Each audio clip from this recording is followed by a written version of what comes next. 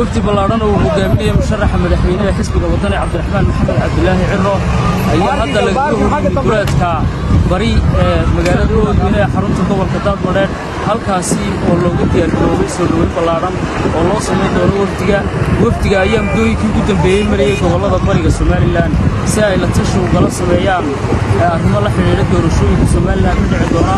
iyo waliba mowqifka 13 November ay ka qaadan doonaan ama go'aanada xisbiyada mucaaradka ah ay ka qaadan doonaan muranka siyaasadeed ee Soomaaliland ka taagan